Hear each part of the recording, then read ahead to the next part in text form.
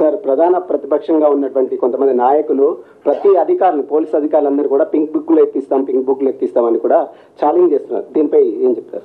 నేను ఆల్రెడీ ఒక TV channel చెప్పినానండి, మాకు pink book, blue, red, white అట్లా ఏముండదు. మాదంతా ఓన్లీ కాకి బుక్ అంటే సిఆర్పిసి, ఐపీసీ చట్టాలతో ప్రకారం పోతాము. ఆ కాకి బుక్ అంటే అన్ని కలిస్తే కాకి బుక్ అవుతుంది. ఇదే మాకు తెలిసిన కలర్ కానీ మిగతా కలర్ సంబంధం లేదు. సార్, సోషల్ మీడియా సంబంధించి ఇటీవల చాలా పోస్టులు వైరల్గా మారుతున్నాయి. వాటిపైన మీరు కఠినమైనటువంటి అంటే పీడీ యాక్ట్ లాంటి కేసులు పెడతామని చెప్పేసి అని ఒక ఇన్ఫర్మేషన్ వస్తుంది. అది ఎంత అట్లనేం లేదు, అట్లా తెలుసుకుంటాను మరి. కానీ ఒకటే, సోషల్ మీడియా సంబంధించి ఇంతకుముందు కూడా చెప్పినాను నేను, వాళ్ళు వేరే వ్యక్తుల యొక్క శీలహననం చేయకుండా, క్యారెక్టర్ అసాసినేషన్ చేయకుండా, వాళ్ళ గురించి అబద్ధాలు మాట్లాడకుండా, వాళ్ళ గురించి ఇష్టం వచ్చినట్టు వాళ్ళ ఫ్యామిలీ మెంబర్స్ గురించి, వాళ్ళ ఫ్యామిలీ గురించి, వాళ్ళ వ్యక్తిత్వం గురించి అడ్డం రాస్తే మాత్రం తప్పకుండా యాక్షన్ ఉంటుంది. అట్లా కాకుండా ఫేక్ న్యూస్ అది కూడా చేయొద్దు. ఓన్లీ థింగ్ ఏంటంటే, వాళ్ళు విత్-ఇన్ 4 walls ఆఫ్ కాన్స్టిట్యూషన్ లో ఏం రాసుకున్నా, ఏం విమర్శ చేసుకున్నా, ఏ సద్విమర్శ చేసుకున్నా, ఏ కన్స్ట్రక్టివ్ విమర్శ చేసుకున్నా, ఎట్లాంటి నిర్మాణాత్మకమైనటువంటి క్రిటిసిజం చేసినా కానీ దానికి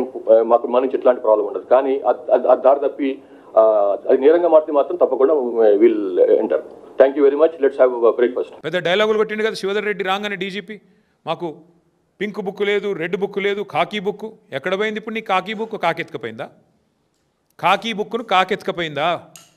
ఎక్కడ పోయినాయి మీ పోలీసు యొక్క దమ్ములు, మీ పోలీసు యొక్క తెలివితేటలు, చాతుర్యాలు ఎక్కడ పోయినాయి? కాంగ్రెస్ కార్యకర్తల కంటే హీనంగా పనిచేస్తూ మా కార్యకర్తల మీద ఒక రీట్వీట్ పెడితేనేమో 20 రోజులు జైల్లో పెట్టిన పోలీసులు ఏం పీకుతున్నారు ఇప్పుడు నేను అడుగుతున్నా. సిగ్గుందా అసలు పోలీస్ యంత్రాంగానికి రాష్ట్రంలో? అధికారులు ఈ రకంగా తొత్తులుగా పనిచేస్తారా ముఖ్యమంత్రికి? శివధర్ రెడ్డి గారు, మీకు కొంత నిజాయితీ గల అధికారం పేరుంది, ప్రూవ్ చేసుకోండి. చేతనైతే ప్రూవ్ చేసుకోండి. ఎస్, తుపాకీతో బెదిరించిన మాట వాస్తవం అని మంత్రి కుమార్తె చెప్తుంది. మీ పోలీస్ రిపోర్ట్ కూడా చెప్తుంది బెదిరించింది ఓఎస్డీ అని మీరంటున్నారు.